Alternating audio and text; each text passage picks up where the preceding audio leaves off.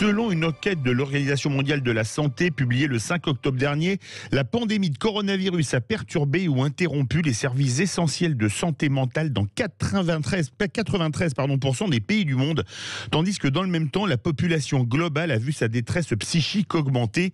De fait, les besoins en soutien psychosocial devraient augmenter considérablement dans les mois et les années à venir.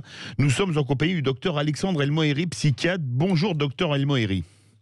Bonjour. Bienvenue sur Sud Radio.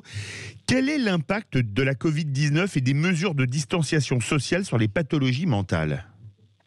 Alors, dès les premiers mois de l'épidémie, ont paru plusieurs papiers voulant présenter comme des signaux d'alarme contre les effets secondaires d'ordre psychiatrique du confinement. On parle maintenant du risque d'une deuxième vague psychiatrique de l'épidémie et c'est vrai qu'on constate une augmentation significative des demandes de consultation. Ensuite, beaucoup de psychiatres et de psychologues sont avancés, avec plus ou moins de goût pour la spéculation, annoncer les conséquences psychiatriques désastreuses de la Covid-19. Personnellement, je ne crois pas que notre société soit si fragile. Comment prévenir la détresse psychologique et quels en sont les symptômes ? La première chose, pour parler de détresse psychologique, c'est qu'il y a eu d'une manière ou d'une autre comme une rupture avec l'état antérieur. Quelque chose que l'on arrivait à gérer et qui maintenant nous submerge. Les symptômes de cette détresse peuvent être très variés. C'est la tristesse, bien sûr, les insomnies, l'anxiété, une irritabilité anormale, des ruminations d'idées noires, des idées suicidaires, mais aussi parfois des douleurs physiques un peu diffuses ou mal localisées. Et justement, vous avez parlé d'idées suicidaires. C'est un sujet dont on parle peu, mais est-ce que le nombre de suicides a augmenté, notamment durant les 2 mois de confinement ? Je n'ai rien vu de documenté sur l'augmentation du nombre de suicides durant les 2 mois de confinement. C'est vrai que toutes les formes de stress qu'engendre le confinement en lui-même, la détresse économique, peut-être que ça va amener, pourrait augmenter le nombre de suicides. En général, c'est des effets qui sont prédictibles à très long terme. D'accord. Pas immédiatement. Alors justement, vu les circonstances, quelles sont les différences entre stress, anxiété et déprime ? On pourrait tenter une sorte de définition qui voudrait que le stress, ce soit une forme d'agression extérieure, engendrant des réactions physiques, psychologiques, émotionnelles.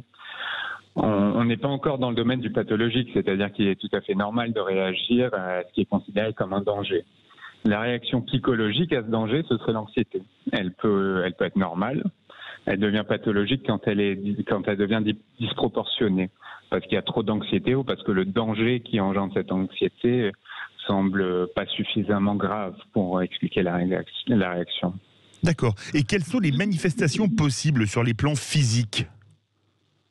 Sur le plan physique, c'est toutes les manifestations du stress qu'on connaît, des formes de douleur. On peut parler de l'insomnie qui, au final, est le résultat d'une sorte de tension physique, la fatigue au long cours.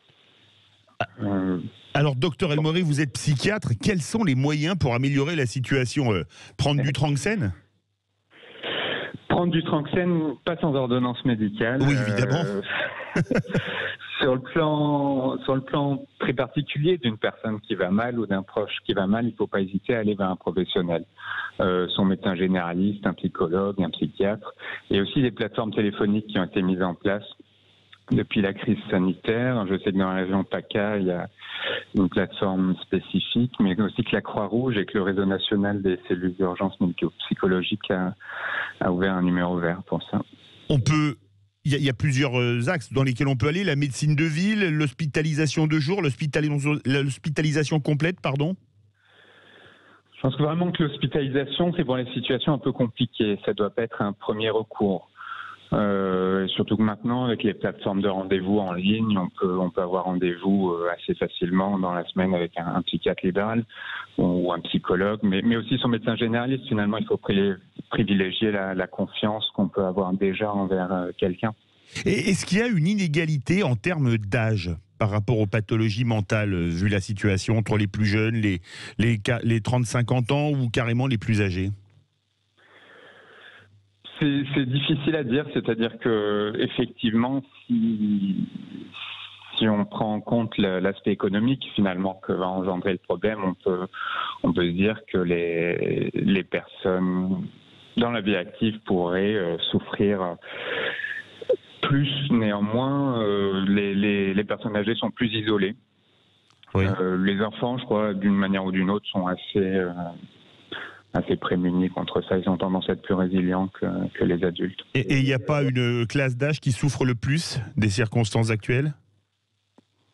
C'est difficile de dire ça de manière prospective. En fait, ce sera plutôt le rôle des anthropologues, mais c'est à voir sur le long terme.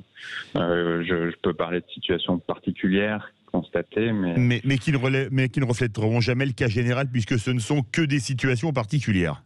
c'est ça. Merci beaucoup, docteur Alexandre Elmoeri. Je rappelle que vous êtes psychiatre, de nous avoir éclairé sur les conséquences sur la santé mentale de la population de l'épidémie de Covid. On va reprendre le moral, tiens, en compagnie de Cécile Tardy, Mieux dans ma vie, le mois de Rocktobre. C'est la phase 2 et c'est tout de suite.